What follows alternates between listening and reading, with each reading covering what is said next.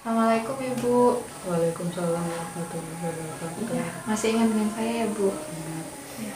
Jadi sesuai janji kita yang kemarin, di sini saya akan berdiskusi masalah remaja, tumbuh kembang remaja. Kan sekarang ini dilihat dari keluarga Ibu itu ada anak remaja. Ya. Usianya berapa Bu? Tahun 2007, 14 14 tahun. tahun ya Bu. Jadi itu masih masuk ke tahap remaja. Nah, seperti yang kita tahu itu tahap remaja itu adalah tahap yang paling kurang stabil di antara tahap-tahap yang lain karena itu merupakan tahap peralihan antara tahap anak-anak menuju ke tahap dewasa. Ya.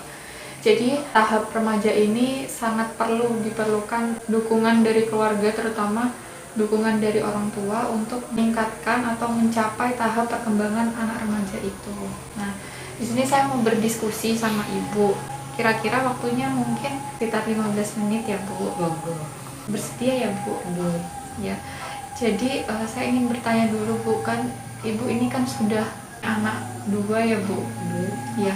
Yang pertama sudah kuliah, yang kedua remaja. Nah, saya mau tanya bagaimana cara pengasuhan anak remaja yang sudah dilakukan sama Ibu selama ini? Ya, yang pertama kita disesuaikan dengan zaman ya Mbak. Iya. Intinya kita tarik ulur, ya ditarik ya diulur. Jadi juga kita tanamkan akhlak yang baik kepada anak-anak kita supaya kedepannya dia mengerti dan bisa memilah-milah mana yang bisa dikerjakan yang baik, mana yang ditinggalkan. Itu aja, kita kasih pengertian sama anak-anak kita. Iya, kalau misalnya Ibu bilang kan tadi dikasih pengertian kepada anak remaja tentang mana itu yang baik, mana itu yang buruk. Nah, saya mau tanya, gimana cara Ibu memberi pengertian kepada anak mana itu perilaku yang baik atau mana itu perilaku yang buruk? Cara Ibu memberikan pengertian kalau itu tuh gak baik, jangan dikerjakan, kalau ini tuh ya kadang-kadang kita menyesuaikan dengan keadaan ya. Soalnya kan disesuaikan dengan perkembangan zaman. Kadang-kadang anak-anak kita kalau kita lihat sedikit aneh, ya sedikit melenceng dari akhlak agama, ya kita sedikitnya kita beritahu, kita tegurlah secara halus, secara pelan-pelan, nggak usah dipukul, kasihan. Soalnya apa yang berkaitan dengan mental anak kita. Itu aja. Ya, jadi betul ya Bu, kalau misalnya mau memberitahu anak itu kita harus memakai pendekatan terlebih dahulu. Jadi nggak harus kamu harus gini, iya, harus gini. Iya betul, nggak boleh langsung menjudge kalau anak itu salah. Jadi kita harus memberi pengertian. Juga kita harus tahu kenapa anak itu melakukan kesalahan itu. Jadi kita bisa memahami emosi anak seperti itu. Jadi orang tua tuh jangan bersikap diktator ya Mbak ya. Oke, betul. Disesuaikanlah apa maunya anak kita, tapi juga intinya anak-anak kita juga diawasi. Ya mengawasinya tuh jangan terlalu ketat dan juga jangan terlalu kendor. Iya. Mungkin ini ada sedikit video tentang bagaimana sih tahap perkembangan anak usia remaja ya 13-14 tahun, kan cocok sama anak Ibu yang usianya itu 14 tahun. Kita tonton dulu ya Bu videonya.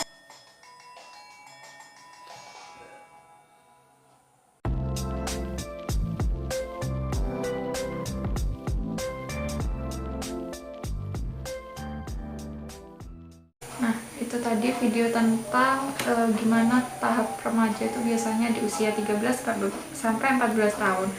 Terus gimana sikap orang tua seharusnya pada remaja di usia tersebut. Nah, berdasarkan video tadi kan disebutkan kalau misalnya orang tua itu harus melakukan komunikasi dengan remaja supaya remaja itu bisa terbuka atas apa yang dia rasakan seperti itu. Nah, menurut Ibu, apakah dalam proses pengasuhan yang telah Ibu lakukan itu, apakah Ibu sudah menerapkan atau bagaimana penerapan komunikasi yang Ibu lakukan ke anak remaja Ibu?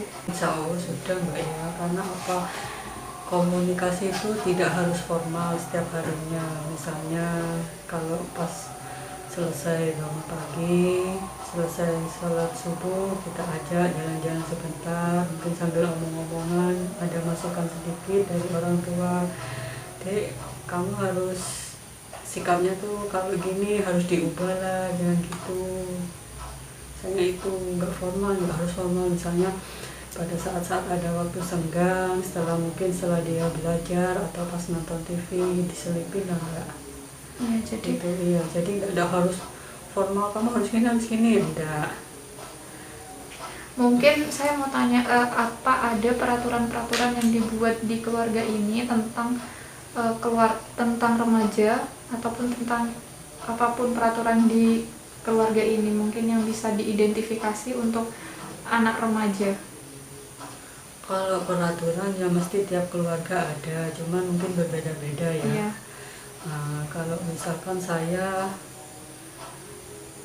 ya misalkan kalau keluar kita tanya mau kemana, bukannya kita itu apa ya sok tahu ya, enggak, ditanya tujuannya apa ke sana gitu. Terus pulangnya kalau misalkan lewat dari jam 9 malam kita WA atau kita telepon, ayo waktunya sudah malam, monggo pulang dulu, kamu lo cewek hati-hati nanti di jalan. Kita kalau di rumah bisa ngawasi, kalau di luar kan nggak bisa, mbak ya. Oke. Terus apakah setiap hari itu ada waktu untuk yang diluangkan untuk berkomunikasi dengan anak? Insya Allah sesibuk apapun orang tua, meskipun 1-5 menit lah kita bisa ajak anak kita untuk berkomunikasi, baik tentang sekolahnya gimana, tentang pekerjaan rumahnya gimana gitu, mbak. Ya, ya, jadi sudah cukup benar ya. Mungkin yang harus diperbaiki itu bagaimana, yang harus lebih dipelajari itu bagaimana kita memahami emosi remaja. Iya, benar. Soalnya kan seperti kita tahu remaja itu masih Labil. lebih banyak di dalam otaknya itu lebih banyak emosi dibandingkan pikiran yang lebih rasional seperti Iya. itu. Jadi kita tuh sebagai yang lebih tua atau yang lebih dihormati sama remaja tuh kita harus lebih tenang dan lebih bersikap dewasa untuk menghadapi emosi yang dialami sama remaja. Jadi Iya. kalau misalnya kita menghadapi remaja sama-sama dengan emosi, mungkin remaja itu iya, dan juga kita nggak akan dapat komunikasi yang baik dengan remaja tersebut, seperti itu dengan anak gitu. Jadi anaknya itu bukannya malah cerita, jadi anaknya tuh nangkepnya, oh kalau ini berarti aku nggak usah cerita lagi, soalnya orang tuaku nggak menerima ceritaku, seperti itu. Jadi menurut yang sudah disampaikan itu, komunikasi itu harus tetap dijaga, dan bagaimana bentuk komunikasi yang benar itu harus dilakukan. Misalnya itu tadi, tidak menjudge anak terlebih dahulu. Jadi kalau kita berkomunikasi dengan anak atau mendengarkan anak cerita itu, kita hanya sebagai pendengar aktif. Jadi yang paling depan kita lakukan, paling awal kita lakukan itu adalah mendengarkan aktif. Jadi tidak perlu memotong cerita anak ataupun memberikan nasihat terlebih dahulu. Jadi kita harus mendengarkan cerita anak itu secara full. Misalnya anak cerita, tadi saya berantem di sekolah gitu kan, biasanya kalau sebagai orang tua itu kan langsung ada emosi. Ya, langsung kok bisa berantem, kamu itu jangan berantem, marah-marah seperti itu kan. Nah, ya itu pasti itu makanya sulit dipelajari dari kasus per kasus ya, mbak. Iya. Kita nggak bisa langsung menghakimi anak, oh kamu harusnya enggak. Jadi semua butuh proses. Iya, betul sekali, Bu. Jadi sebagai orang tua itu kita sebaiknya tuh mendengar aktif. Jadi kita mendengar aktif dulu tanpa memotong cerita anak. Jadi kita bisa merekam emosinya anaknya. Misalnya tadi saya bertengkar di sekolah. Kalau misalnya kita langsung potong cerita anak tanpa mengetahui apa alasannya bertengkar, jadinya anak itu merekam. Kalau misalnya saya kalau cerita ke orang tua saya pasti akan dimarahin. Jadi anak itu nggak terbuka dengan kita, seperti itu. Jadi yang pertama harus dilakukan itu adalah mendengar aktif terlebih dahulu, kemudian baru kita masuk dengan cara-cara yang sudah ibu tadi lakukan, dimasukkan sedikit saran. Iya, jadi nggak langsung banyak, anaknya nanti jadi beban, seperti itu ya, Bu. Ya. Mungkin sampai sini ada yang ingin didiskusikan? Saya rasa itu dulu yang ya.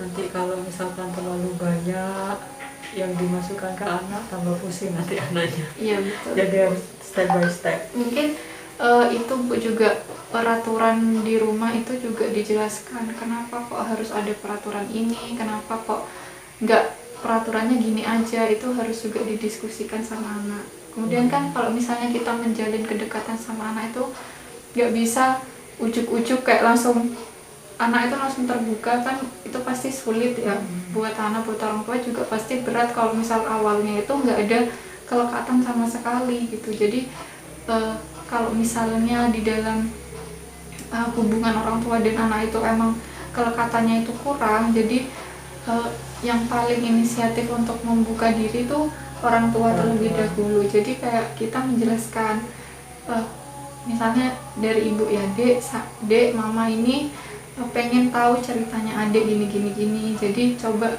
adik cerita tentang gini gitu. Jadi kita membuka diri dulu, entah itu diterima atau tidak, itu yang penting kita mencoba untuk membuka diri dan memberikan ruang kepada anak untuk bercerita seperti itu. Ya sudah, mungkin itu saja yang bisa saya diskusikan dengan Ibu, berbagi informasi tentang bagaimana sikap orang tua pada perkembangan remaja. Mungkin itu bisa diaplikasikan supaya nanti ke depannya perkembangan anak remaja Ibu itu bisa maksimal dan nanti masa dewasanya itu bisa tercapai juga seperti itu. Masa remajanya tercapai, jadi siap untuk masuk ke tahap dewasa seperti itu ya Ibu. Terima kasih atas waktunya, semoga bermanfaat. Assalamualaikum. Waalaikumsalam.